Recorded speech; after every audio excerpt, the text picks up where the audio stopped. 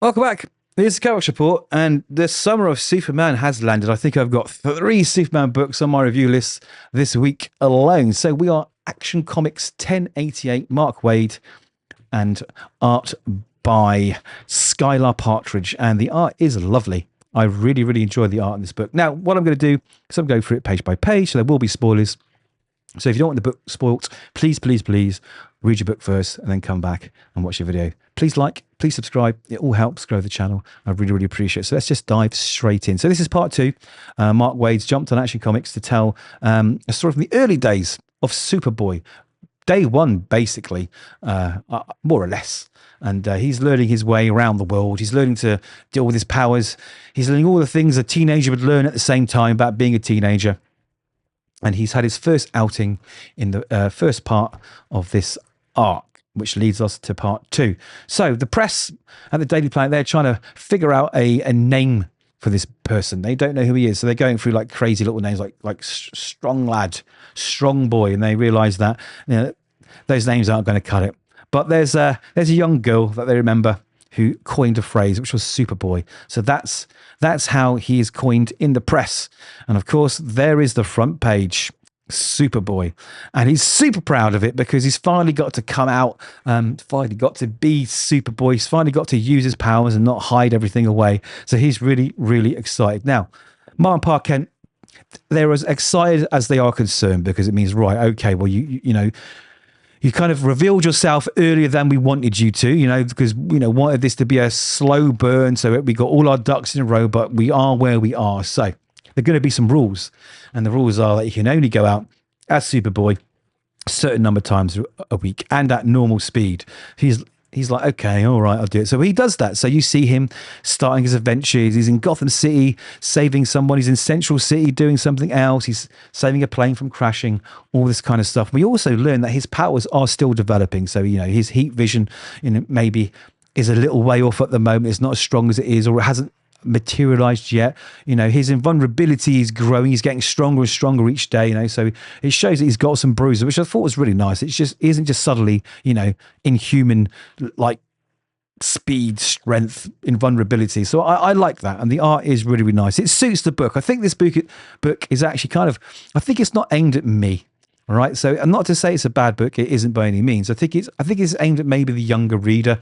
I think if I was going to try and get someone younger into Superman, I would start them here if I was picking a modern book, and it does that job admirably. Anyway, with his adventures, there also comes the responsibility that you are a teenager and you've got to go to school. So he's off to his first day at Smallville High School. Now, the thing is, I think 3 districts or 3 counties, they've all merged their schools into one. So this school's been rebuilt. It's huge. There's loads of people there. And his job is to blend in.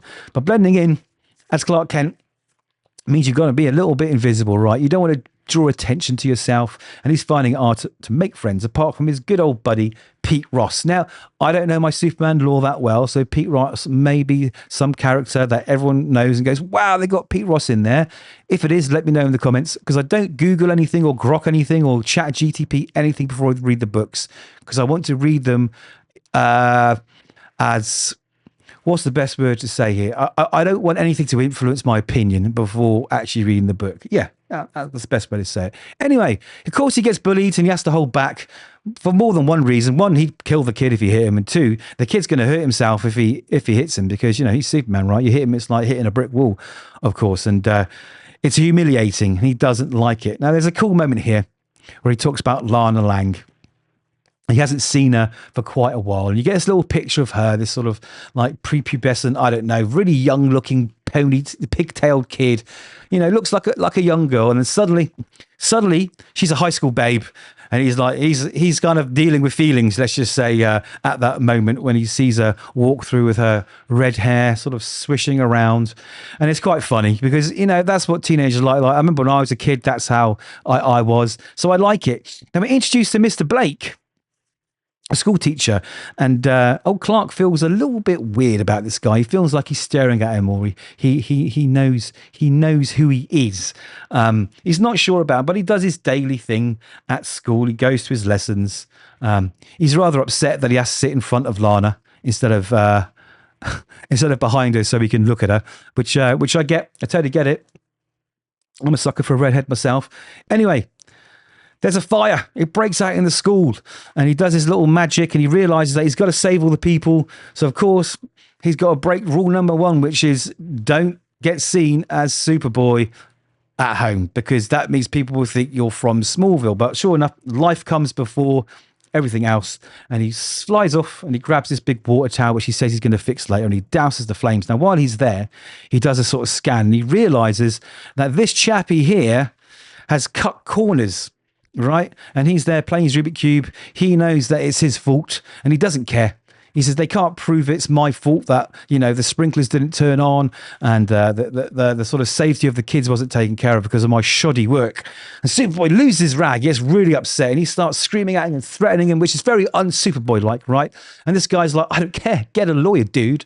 So what does Superboy do? Teen Hanks comes in. He punches the table, his eyes light up, he's terrifying, and he scares the hell out of this guy. Absolutely scares the hell out of the guy. And what he does, he flies off and he talks to the cops, gives them the evidence they need and the firefighters, but he flies back. He flies back. He realizes what he's done. He realizes that wasn't the way to act. He realizes that with great power comes great responsibility. I know it's not Spider-Man, but it works the same here. And he apologizes for the way that he acts in physically threatening and says he's sorry. But however, you're still going to do jail. You're still going to be in trouble. So there we go. He gets back home. And of course, old Pa Kent is kind of, he's sort of proud and not so proud of what happened. He's saying, you know, we've talked about this. Your job is to apprehend the bad guys, not to punish them. That's not your job. You leave that to the authorities. You leave that to the people in power, not you. And he's like, but I know, yeah, I know that, but I don't want this man to walk away after doing this and putting lives at risk. But it turns out that, you know, it's a small town, so everyone knows. So his business is pretty over. And then Mr. Blake turns up. Now, after I read the book, I did my Googling and I found something to do with a Mr. Blake, but I wasn't sure it's the Mr. Blake that's here. So if anyone knows for sure who this Mr. Blake is, because I've read some stuff on the internet about who he is, and he helps a superhero in another book and another story, but this could be a different Mr. Blake. But let me know what you think Mr. Blake is. I'd like to know who he is. Anyway, the shock horror is he's turned up on their doorstep and he says, hey, I've not come to speak to you. I've come to speak to Superboy. So he knows he is Superboy, and that's the cliffhanger. Now, like I said, it's not, this book isn't written for me. I like the sort of older, more grittier tales, but I'm not going to judge it on my preference of the style of book I like. I'm going to judge it on the book that it's aimed for. Now, I think this is really, really good fun. Skylar Patridge's art is lovely. It suits everything. Her character designs for everybody look great.